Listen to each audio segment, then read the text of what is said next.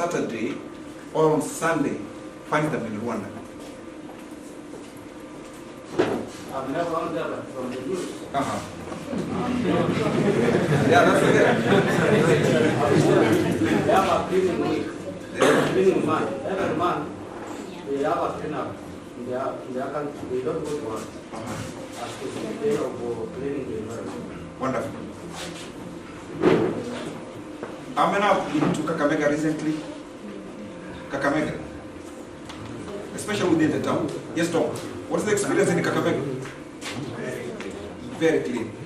Ukianzia hapo Kisumu, ukianza Rwanda, all the way to the town. Right? Now, what have we done as a county in terms of trying to manage our waste? One, we have decommissioned Nyambera what? Dumping site. It was a menace for several years.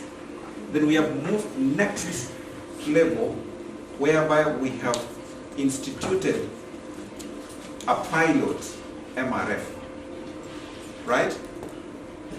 And there is a collaboration between the three departments. That is municipality, I said one, Pastor Samana has addressed it. Number two, we have got our colleagues from the Department of what? Lands, Housing, Urban Development, and what? Physical what? Planning. I'll give him 2 minutes to give his experience. Yeah, thank you. Thank you, Chief Officer, for the opportunity. Just like my colleague from the municipality has explained, waste management affects the entire county. And Kisii is one of those counties where we are rapidly urbanizing. The number of urban centers are growing. Initially, the markets, they are becoming towns, and they are also transiting to municipalities very soon. Our governor has an ambitious plan that Kisii is going to become a city in the next 10 years. So smaller towns that initially were viewed as villages or markets are now becoming towns. If you go to Itumbe right now, you'll be surprised the amount of activity that is happening there. Go to Nyamarambe, go to Mugonga, go to Jakoe. There's a lot of activity that is happening. And definitely where there is a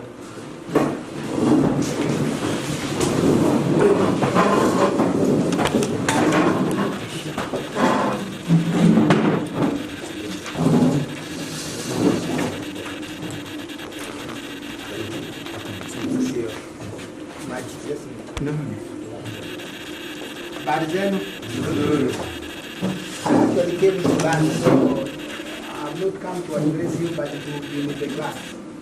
So let's sit and continue to sympathize our country.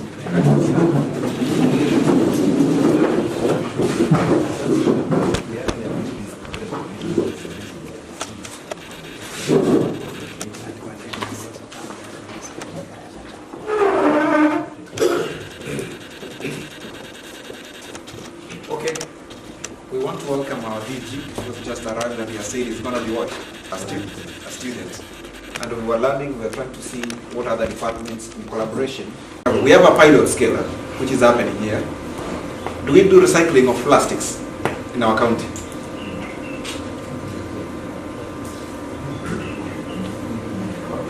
Who is the town admin for Kisii town?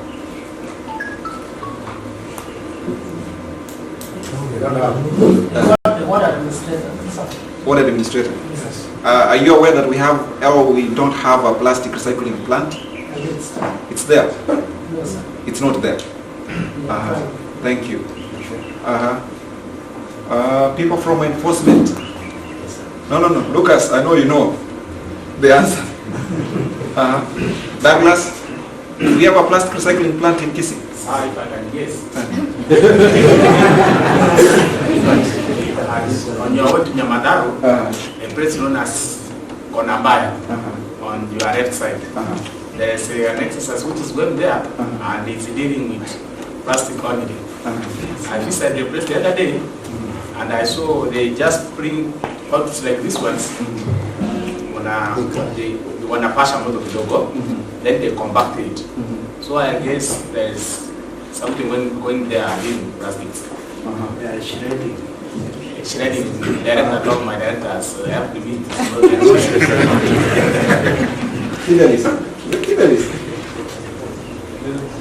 Michael, do you have a plastic recycling plant?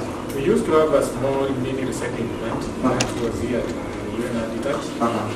We were able to produce, it was a pilot, which we started way back in 2017-18. We were able to produce some products which were displayed in the, I think, in Madaraka Day 2018. Currently, I'm not aware of the state, but there is an officer who was in charge, one who was in charge of that particular project. Okay. So technically, like most of us don't even have what? A pilot what? Recycling plant within our premise here at ATC. And that gentleman is producing very good products from what? Plastic waste. Because we want to avoid what? The linear and what? Cycling. It's either we suffer the pain of discipline or we'll suffer the pain of indiscipline. Thank you.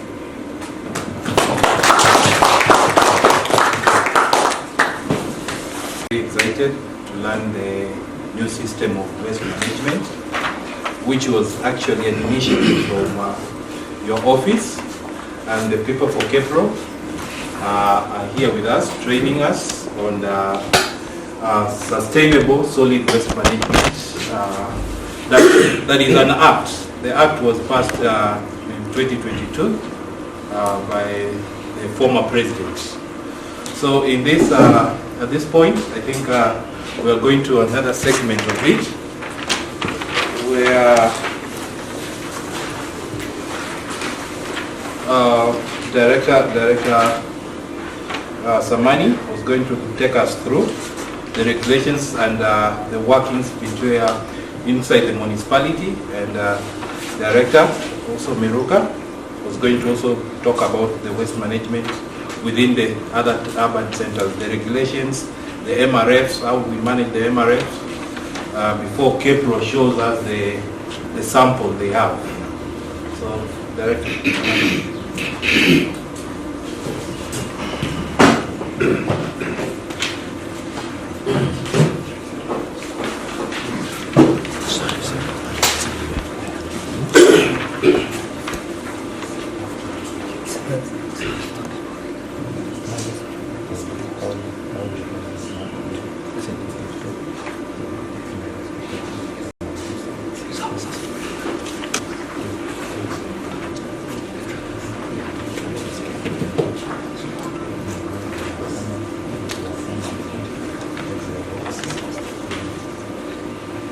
Your Excellency, our Chief Officer, the colleague directors, and the rest of the team,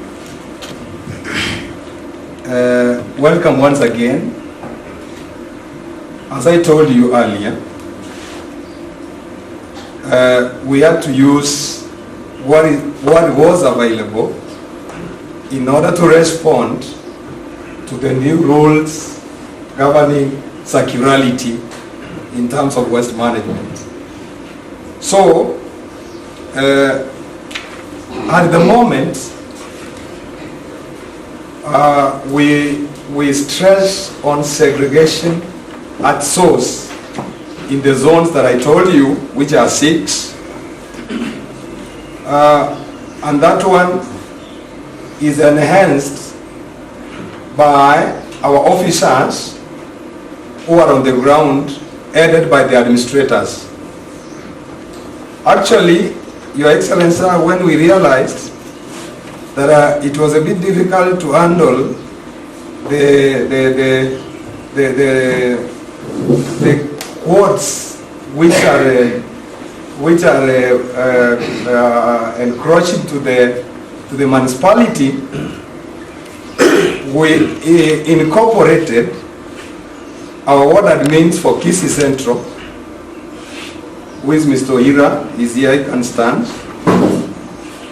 And we also, you can sit, we also incorporated, for the sake of easy administration and enforcement and compliance on matters of waste management at their wards, we also incorporated the ward admin for Kitutu Central, and that is Mark, but is represented by Mr.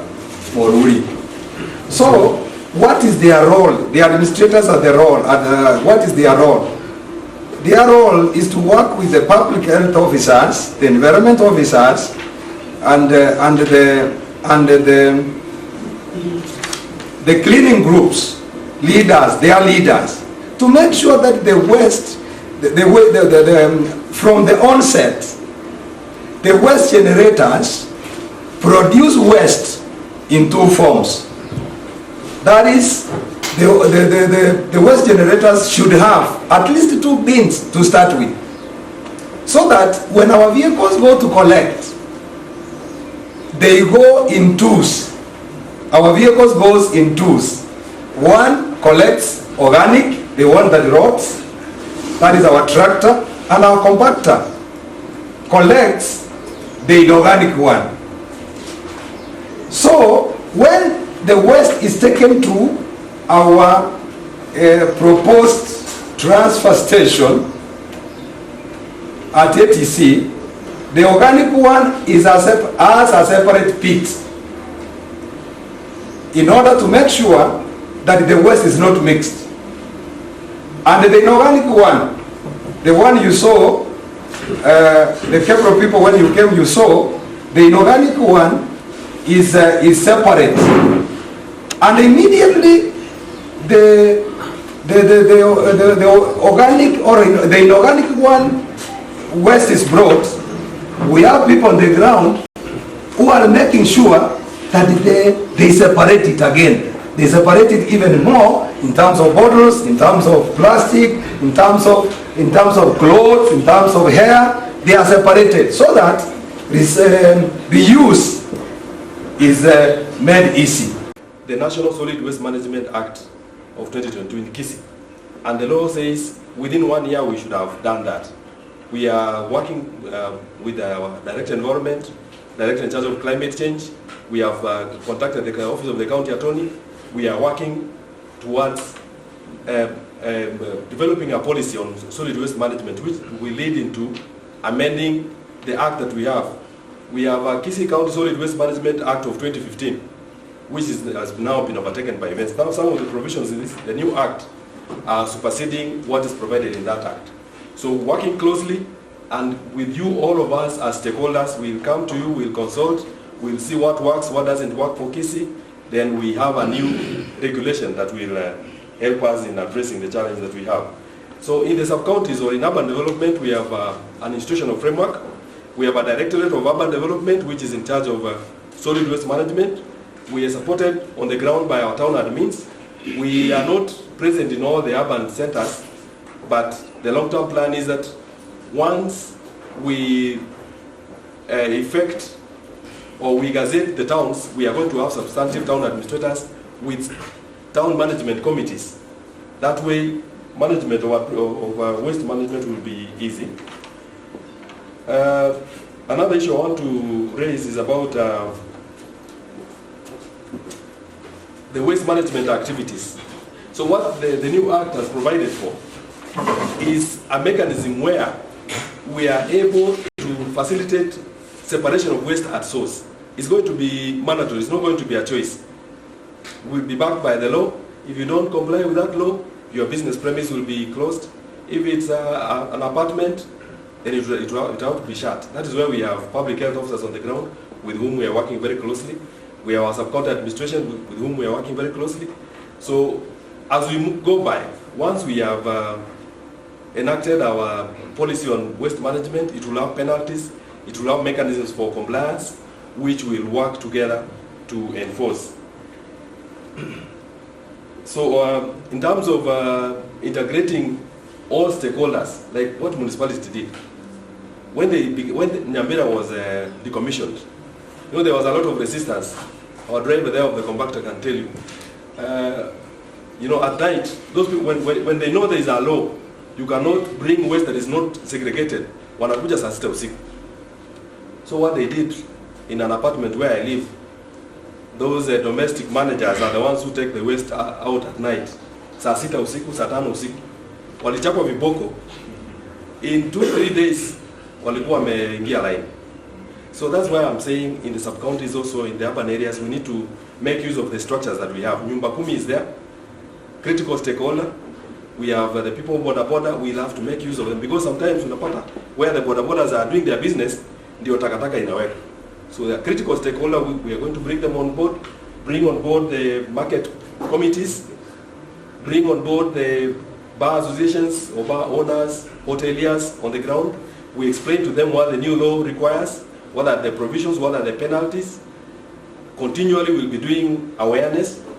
Then once we have this infrastructure here, the way I look at it, as provided for in that law, that there's going to be a central place, a material recovery facility, where if we are in Nyangusu, for instance, we have separated glass, iko kando, imewekwa kwa gunia. Then on a Friday inaletwa to the MRF, ipimwe, ijulikane imetoka Nyangusu. If there is a fee that is coming out of that, whoever that collected huko Nyangusu will get back something, so it will become a business. To be self-sustaining. So lazima tukue na cleaning group yenye tunalipa kama county. If this becomes a business, but there's one person who came to my office was telling me if he takes a lorry load of glass to Mombasa, analipa 100,000. So can you imagine how many people they are able to employ? So that's how we want to look at it. That let's encourage, put in the mechanisms for segregation of this waste at source. We have glass kando, plastic kando, yenye nabaki kama ni yenye organic, then we work with our people from agriculture. We come up with the mechanism, we train the cleaning groups, how to do composting. We make organic manure which we sell to people. Then it becomes self-sustaining. And also at the MRF, what we have been lacking is data. We don't know, for instance, how much waste we collect from Suneka because we don't have a weigh bridge. So through this mechanism here, if we have an MRF here, we'll have a weigh bridge. Takataka ikitoka pahali fulani, tunajua ni glass ton fulani. That data is very important even when you want to approach another development partner to support you in a particular segment. So lastly, what I want to say is that let's work together, all of us. We are in this together. Isiwe kitu ya governor, ama deputy governor, ama director environment. All of us are involved. And the problem is more compounded in the urban areas. Ukienda huko mashinani, at least you don't see a lot of waste because people know how. Kama chupa vile tulisema, hii chupa ikibaki, mama anajua ataenda aweke mafuta. Hata tupa hivyo. But hapa town, hata mtu akinywa kitu yake yote kama ni Del Monte, takataka ni ya municipal, si yake. Thank you very much.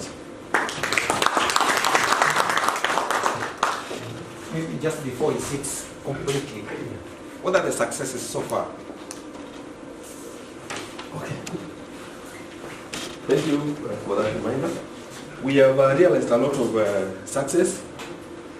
I can say since around September last year, on average, we are not able to collect 100% of waste. Collect and dispose of, manage efficiently. So previously, we used to collect like 30% of the waste. But for now we don't have a weigh bridge, so I cannot be able to give exact figures. But my estimate is we have risen up to 70%. We are able to collect 70% because of improvement in efficiency in terms of the machines that used to break down, we have been able to repair. The fuel that was a problem, at least, it's not 100%, but we are able to get fuel for the tractors. So on a daily basis, they are functional. We are buying more equipment like the wheel backhoe loader that we have just bought, which is going to improve our efficiency in even unclogging the stormwater drains that are blocked by waste that has been disposed indiscriminately. And importantly, we are getting support from the very top. We are getting the goodwill from the very top. Ukiongea issue ya waste management, you get all the support. Again, we are also experiencing a lot of collaboration between the departments, between the directorates. We are engaging. If you go it alone, you will never go far. But when you work together, it becomes easy to realize the results. That is something that we need to do, or we will do, or that NEMA needs to play a role in. We'll work together with the county government to ensure that people are sensitized first and foremost before now we start doing the collection of the waste. Of course, Unajuanga sisi ni watu wa kuprosecute watu lakini sio kwa ubaya. So another role of NEMA is to ensure that the legislation, whatever the act says, is followed to letter. And if that is not done, we will work together again with the county in terms of enforcement to ensure that the act comes into place and it is followed. I'm so excited about what Kipro wants to do for the recycling, taking back the plastic. And I think one of the things we need to, hata nimesikia mkiongeleshwa, we need to know that waste is money. Kuna mali nilikuwa, it was on effluent, na wanasema huku ni pesa, huku is money. So even our waste is money, sindio? Once we reach a point that we think of it that way, hata hakuna kitu itakuwa inabaki huko kwa downside to everybody will be. And that's the dream, you know, to have a clean and healthy environment for everyone. Another role of the authority is, I think, to develop what information based, like on how much waste is being produced, how much is being recycled, are we reducing? And I want to thank the county government for what they are doing. Nyambera was bad. We all can acknowledge it was bad. Cindy, I'm so excited on the new things we are doing. At least now we have a fenced dump site. Waste is being segregated. But I think the only thing we are not doing, okay, one of the few things we are not doing is the measurement. We are not weighing out. Are we weighing right now? No, right now we are not weighing. So that is something that we need to do. For any dump site, for any recovery center, one of the requirements is you need to weigh your waste. You need to know how much waste am I producing in this waste, how much am I recovering, how much is recycled, how much can be reused, you know. So this is a good project, and I think one of the things we'll make sure as the county, tuweke weighing. Unajua weighing you can even say, Kiumbu inaletanga 2 tons, leo iko na moja, what's happening? Is the waste being collected properly? You know, it will also help the county to be able to, you be accountable to yourself and to like check to see if your systems are working. I think that is it. So I'm very happy, I'm excited. I want to be part of Kisii. Watu wakisema Kisii nini, nasema yes, I used to be in Kisii when they were the first county. And also, another thing I've forgotten, for the domestication of the law, it's really, really important. You know, when you domesticate a law, it means you make it work for you. Saizi, at national level, it's big, it's beautiful, it's wide, it's you know. But making it work for you, you know the challenges you experience as a county, you know where you need to put more effort, you know your strengths. So domestication just makes it work for you even better. So I'm so excited for that. We will partner with you to be able to also do that for Kisii County. Thank you very much. Thank you very much. Maybe a quick question. We used to have 3 R's. Especially the ones that are involved with recycling of the difficult to recycle plastics. And one of those difficult to recycle plastics is the bread bags. So that for every kilo of the bread bag that you recycle, they give you a certain percentage back so that they compensate a certain percentage of what you used to recycle. And so as we continue with the conversion on making up laws and making up designs, we need to have even the county government also getting involved with even the product designs so that we can have product designs that are easier to recycle. The other thing that I wanted to talk about is why we are working with the county government, and that is the reason why I came. You know, just like waste is a devolved function, and there are those challenges that comes with waste that is not managed properly. One of the challenges is, for example, health hazards. So if you look at health hazard, Kisii is an agricultural county. And as an agricultural county, you realize that, for example, we'll have waste that comes from, say, the packaging of chemical or hazardous waste. So these things, if they are not managed properly, they will end up in our streams. And once they end up in our streams, some of this becomes toxic and becomes health hazard, even to the